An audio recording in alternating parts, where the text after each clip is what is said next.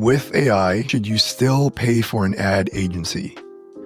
Let's answer this question from a no-hype perspective and explore a prompting workflow we've been using to get value out of AI if you choose to go without an agency. And over the last decade, I've hired a dozen agencies, in fact, a couple dozen, and it's given me some perspective that in 2025 and beyond, the role of ad agencies is to make ads, not manage them. Let's actually spell that out so we can really see this and let it sink in. Because media buying isn't the edge anymore. Account structures are simple and can scale without hands-on management these days.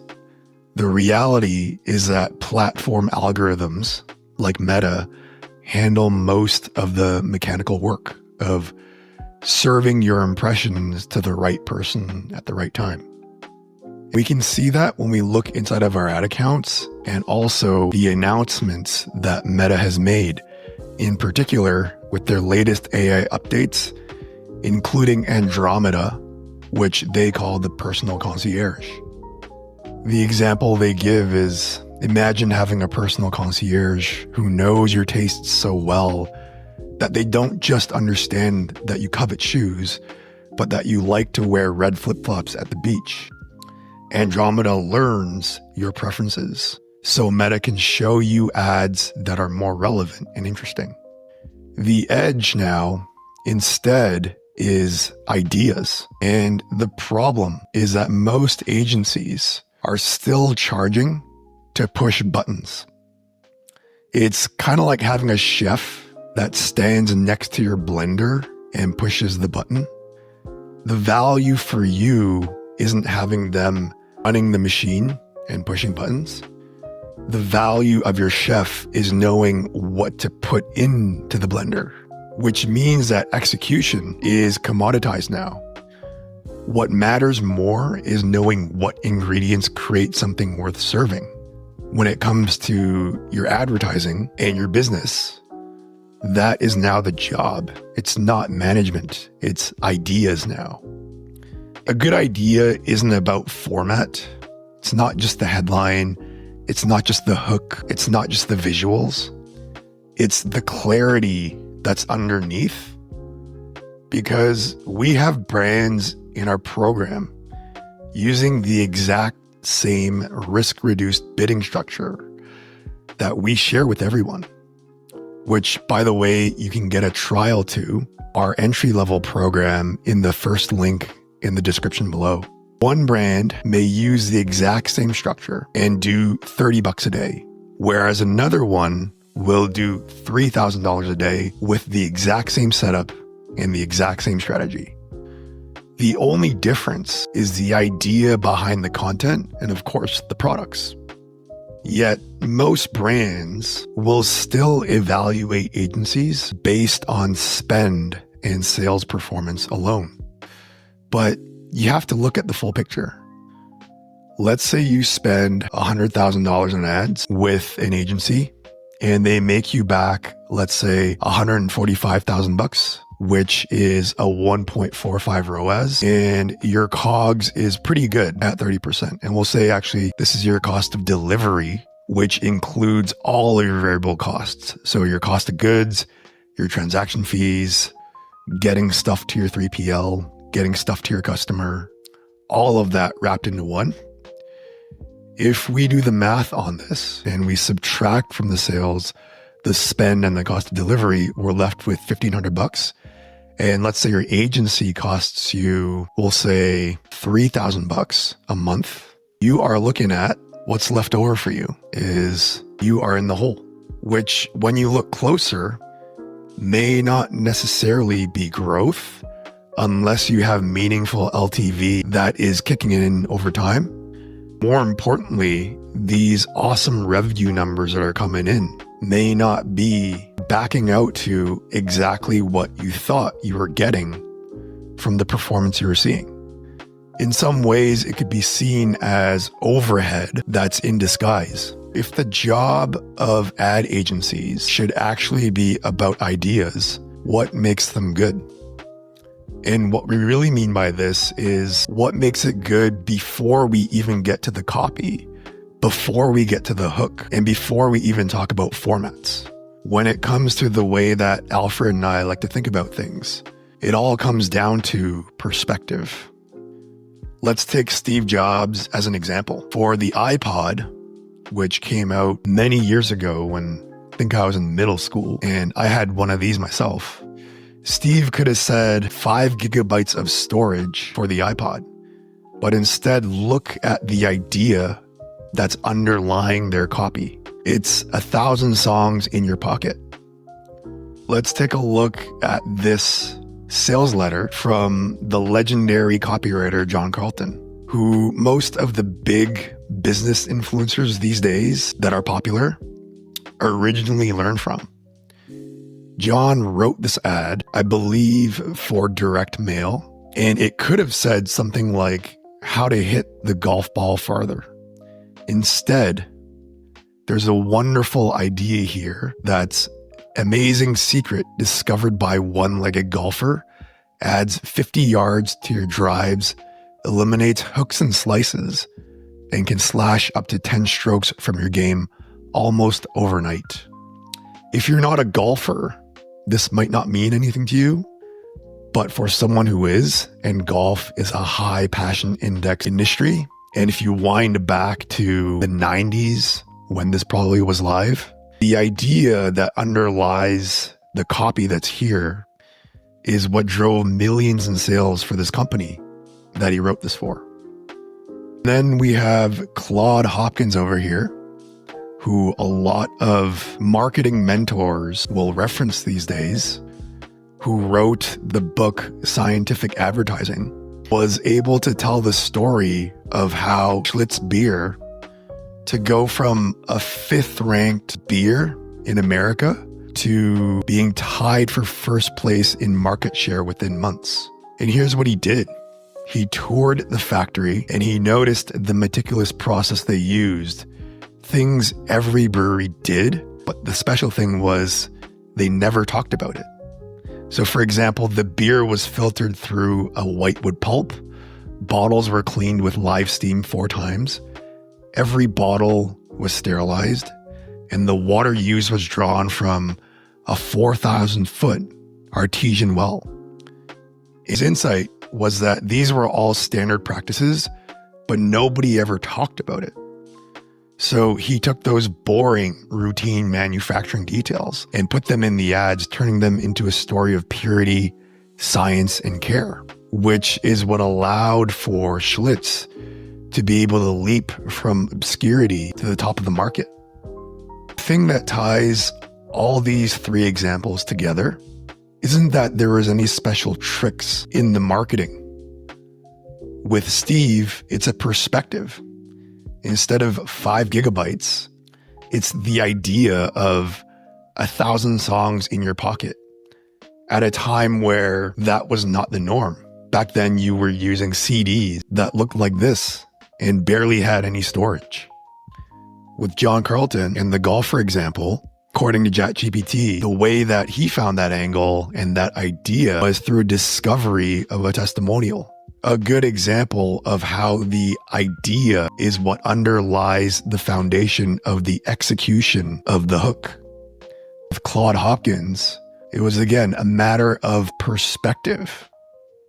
He had the perspective to make the distinction that everything he saw was standard practice and that even the company considered standard practice, but nobody ever talked about it. And because Schlitz became the first to talk about it, it made them special.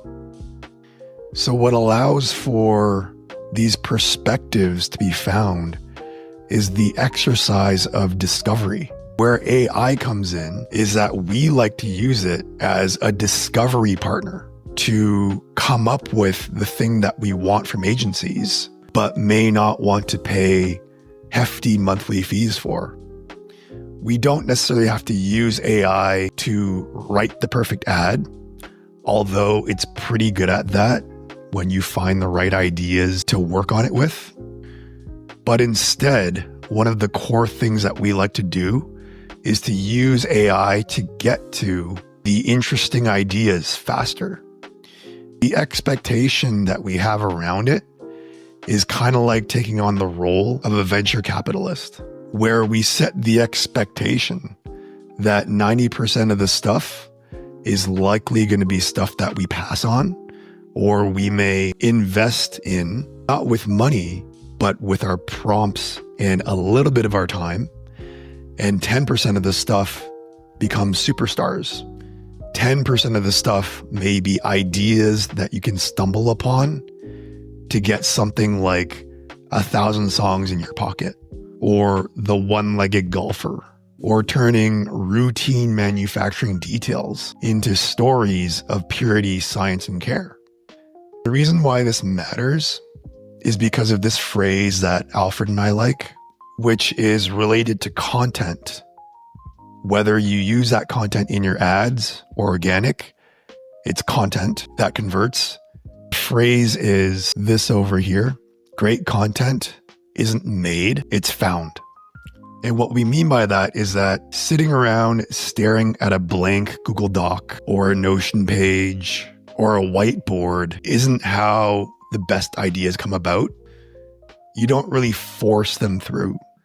Instead, they're discovered by stumbling upon them, kind of like when you're in the shower or you're going out for a workout or you're taking a walk.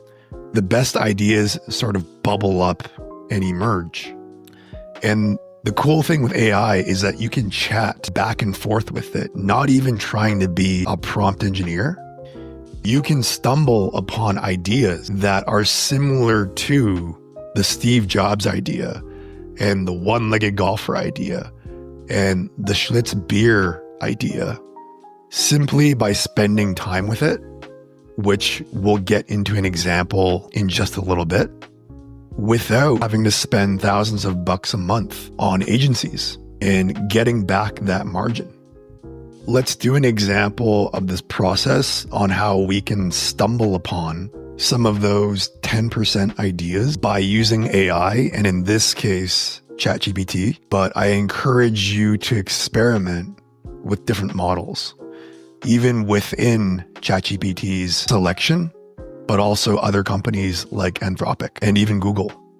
For context, here's an example of doing the prompting for a product that we are actually concepting out and may bring to market. It is called Barrier Buddy, and it's a capsule that supports parents in fighting the battle against eczema in their kids, who tend to be between the ages of 5 and 15, which we concepted out all with AI in about an hour. And you can see here the label for the product. So that's the context. The first prompt is, I want to understand my customer personas better. They are parents of children between 5 and 10, which could have been 15, with extremely problematic eczema. Give me an exhaustive list of questions I can ask a large language model to deeply understand our persona. So where I started with this was something called meta prompting, which is a prompt that allows me to get other prompts. And then based on what it spits out, I decide where to go from there. It came out with a bunch of questions. We've got household and demographic context. We have the child's condition and daily impact. A lot of nuanced questions that would allow me to understand the persona well, so that I can prompt the system to then come up with ideas and then stumble upon the best ones by happenstance.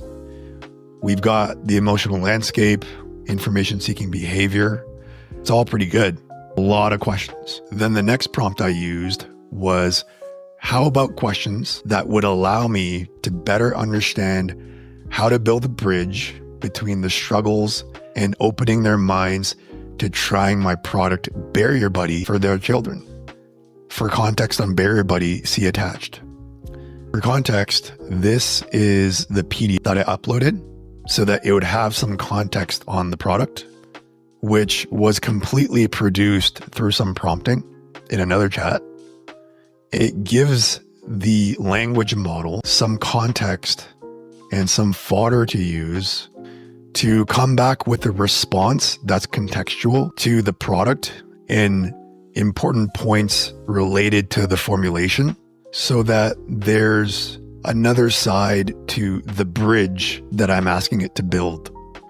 Now, it gives me more contextual prompts that I can use to ask questions to a language model to better understand the persona.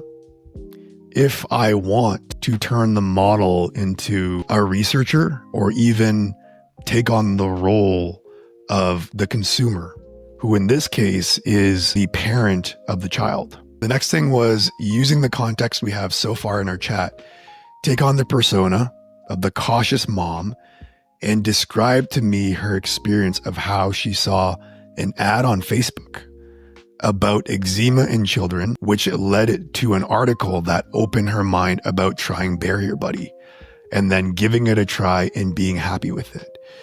Be descriptive and accurate relative to her persona.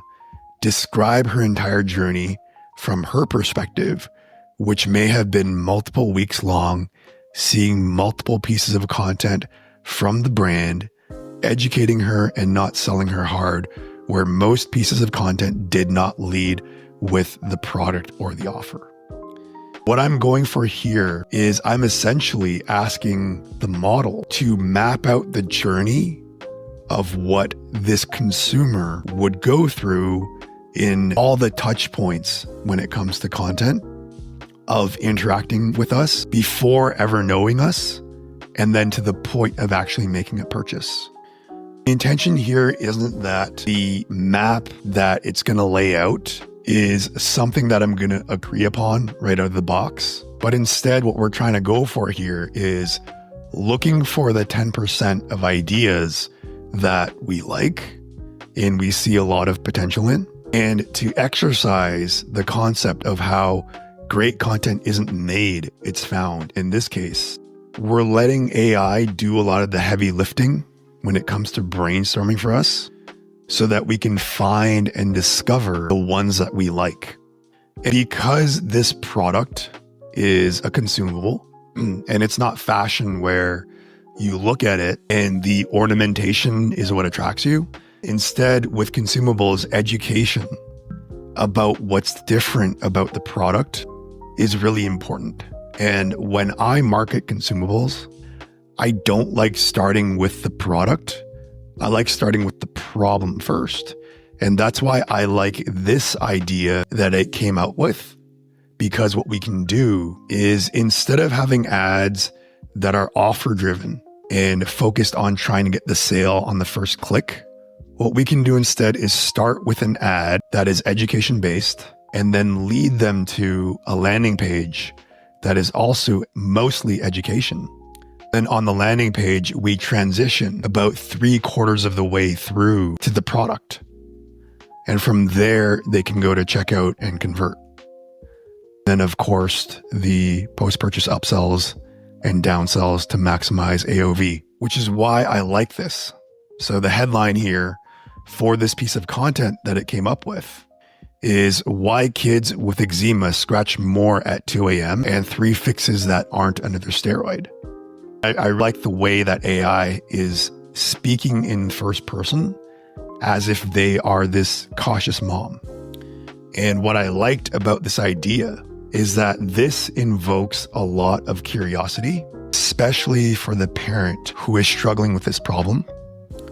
They are calling out a common solution that parents tend to become frustrated with when they stop working or when they cause more harm than good.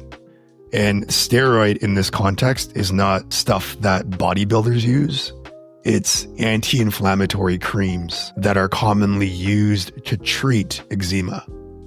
If you're wondering why I know this, it's for 2 reasons. One is I've been prescribed these steroid creams in the past. And also it's because in a past life, I was a pharmacist and still am actually licensed, just not involved in direct patient care. That's about all that called my attention in this first batch of interacting with the model. But I'm very happy with it because the article idea that it gave here is very interesting to me. Here's another prompt that I used later in the chat. Said, let's do another round where we meet them where they're at, mirroring a situation they might have experienced earlier in the day related to their child's eczema. One of the ideas that I quite liked for both an ad and also a landing page is this one over here, number 4, close-up of cracked knuckle. So that's the imagery that it's imagining, and a caption on the ad saying, bleeding hands, ? It's not just winter. I like this a lot because those who experience eczema or painfully dry skin, especially in the winter months, know what this experience is like.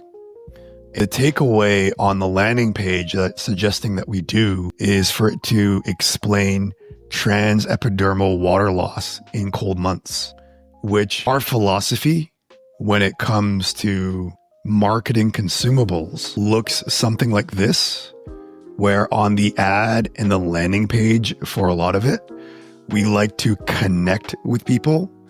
And then on subsequent pages, or if we choose to sell on the landing page, about halfway or 3/4 of the way down, that's where we start converting. They're on a sales page or a PDP, or the second half of a landing page.